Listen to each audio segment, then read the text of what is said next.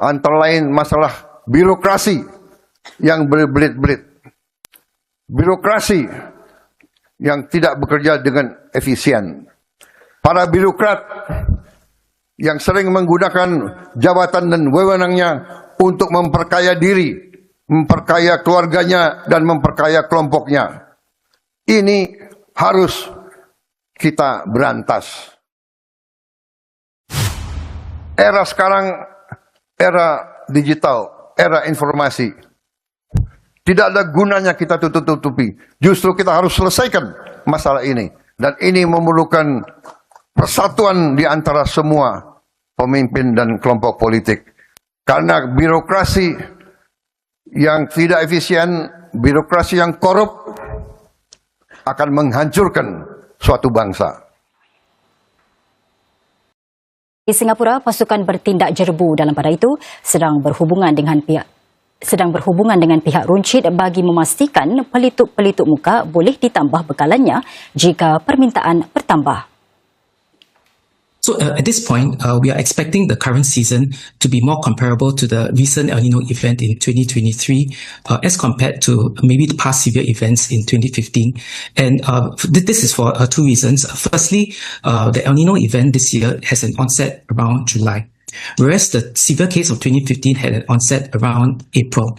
For 2023, the El Nino had an onset period in July in terms of the hotspots. The number of hotspots to date is quite comparable to what we saw in 2023 and quite significantly lower than we saw in past years, such as in 2015. Sebanyak 108 sekolah di daerah Serian Sarawak ditutup sejak Rabu selepas mutu udara merosot ke tahap tidak sihat akibat kebakaran di negeri Malaysia itu dan di Indonesia. Indeks pencemaran udara di Serian mencecah setinggi 179 hari ini, iaitu paras tidak sihat. Sementara Bandar Kuching dan Sri Aman masing-masing juga mencatat indeks tidak sihat, iaitu 168 dan 161. Ini menimbulkan kebimbangan mengenai risiko kesihatan. Semalam pihak berkuasa menyatakan kebakaran menjejas kawasan seluas 80 hektar di mana kira-kira 40 hektar dapat dipadamkan. Indonesia yang berkongsi sempadan dengan Sarawak di Pulau Borneo juga sedang bergelut dengan kebakaran hutan dan tanah. Pendapat kami, jebu kali itu agak teruk lah dari tahun-tahun sebelum itu. Dengan sekolah pun dah tutup dan kami harap pihak berkuasa ataupun pihak kementerian ataupun kerajaan mulalah untuk membenahi awan supaya jebu itu dapat berkurang sebaiknya lah. Sekurang-kurangnya 5 orang maut di wilayah Chiba selepas hujan lebat melanda bahagian timur Jepun. Hujan lebat yang bermula pada lewat semalam mencetuskan amaran kejadian tanah runtuh dan gangguan bekalan tenaga, dan buat pertama kalinya para pengkaji cuaca mengeluarkan amaran hujan lebat pada tahap tertinggi bagi wilayah Chiba sebelum ia diturunkan hari ini. Lebih 360 mm hujan melanda wilayah Chiba dalam masa sehari. Cuaca buruk menyebabkan jalan-jalan raya dan landasan kereta api dibanjiri air. Lebih 80 rumah turut terjejas. Hampir 25,000 rumah mengalami bekalan tenaga yang terputus semasa salah satu musim cuti paling sibuk di Jepun. Gangguan perjalanan menyebabkan sekitar 7,000 orang terkandas di lapangan terbang Narita semalaman selepas khidmat kereta api dan bas dihentikan. Khidmat kereta api dan penerbangan sudah pun disambung semula hari ini, namun kelingahan dijangkakan. Askar-askar sudah dikerahkan bagi membantu usaha pemulihan. Walaupun keadaan sudah mula reda pagi tadi, hujan lebat terus dijangkakan hari ini. Para pegawai memberi amaran tentang kemungkinan berlakunya kejadian tanah runtuh dan banjir di seluruh Chiba serta beberapa kawasan di wilayah Kanto termasuk Tokyo.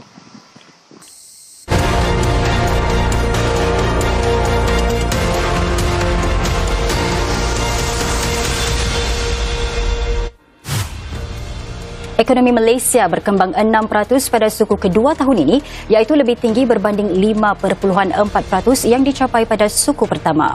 Pertumbuhan suku kedua itu juga lebih tinggi berbanding ramalan rasmi, iaitu 5.8%. Bank Negara Malaysia menyatakan pertumbuhan tersebut didorong oleh permintaan domestik yang berterusan dan prestasi ekspor yang kukuh. Walaupun ekonomi tercabar oleh ketidaktentuan Perang Timur Tengah, kesannya diserap permintaan pelaburan lebih tinggi bagi semikonduktor dan pertumbuhan ekspor. Amerika Syarikat menyebut Singapura, Vietnam, Jepun dan Korea Selatan sebagai antara sekitar 40 negara yang berisiko dipergunakan bagi membantu barangan China mengelakkan tarif-tarif Washington. Satu laporan Rumah Putih menyebut bahawa ekspor China mungkin dibawa melalui negara-negara ketiga. Barangan tersebut kemudian memasuki Amerika Syarikat sebagai produk dari negara ketiga itu. Buat julung-julung kalinya, lapangan terbang Incheon di Korea Selatan muncul sebagai lapangan terbang paling sibuk di dunia bagi penumpang antarabangsa. Bagi 6 bulan pertama tahun ini, hub penerbangan itu mengendalikan 38.4 juta penumpang antarabangsa, sekaligus mendahului lapangan terbang Heathrow di London dan lapangan terbang Changi di Singapura.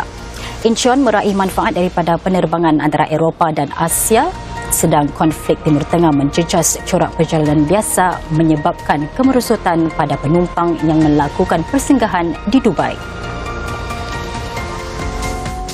Para pelanggan alami kerugian lebih 1.9 juta dolar dalam bentuk pembayaran awal bagi khidmat kecantikan dari Januari hingga Jun tahun ini. Ikuti laporannya selepas ini.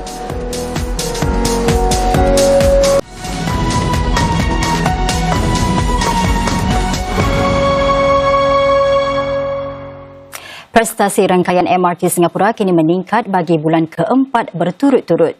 Laporan keandalan MRT itu menjejak sejauh mana kereta api bergerak sebelum berlakunya kelewatan lebih daripada 5 minit. Purata bergerak 12 bulan bagi sebelum berlaku kegenjutan mencapai 2.37 juta kilometer perjalanan pada bulan Julai. Juga tiada kelewatan melebihi 30 minit sejak November tahun lalu, kecuali bagi laluan Thomson East Coast. Ini menandakan tempoh terpanjang sejak statistik mula diambil pada 2011. Penguasa Pengangkutan Darat LTA menyatakan pencapaian ini mencerminkan usaha berterusan dan dedikasi pekerja pengangkutan serta pengendali rel di Singapura untuk meningkatkan keandalan serta tindak balas terhadap gangguan dan insiden. Ini juga mencerminkan hasil saranan-saranan yang dibuat pasukan bertindak keandalan rel pada Februari 2026 yang masih terus dilaksanakan syarikat-syarikat pengendali MRT.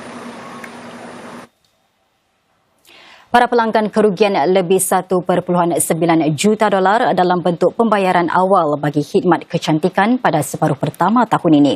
Jumlah wang yang lesap itu hampir 18 kali ganda lebih tinggi berbanding tempoh yang sama tahun lalu. Aduan yang dibuat kepada Badan Perlindungan Pengguna juga meningkat lebih seganda kepada lebih 1,100 kes. Sebahagian besarnya dilakukan menyusuli penutupan beberapa perniagaan kecantikan dan kesejahteraan yang berlaku secara mendadak. Dan ini menurut Case adalah satu trend yang amat membimbangkan. Behind the reported losses are consumers who paid in advance for services they may never receive. This underscores the risk of making large upfront payments for beauty packages, especially when businesses close suddenly. Case continues to call for stronger safeguards to better protect consumers' prepayments. In the meantime, consumers should avoid making large advance payments where possible and consider paying per use or in smaller installments. Secara keseluruhannya, Case menerima hampir 6,700 aduan dalam tempoh 6 bulan pertama tahun ini. Sektor elektrik dan elektronik, kenderaan, pelancongan dan kontraktor ubah elok membentuk 5 sektor yang menerima paling banyak aduan.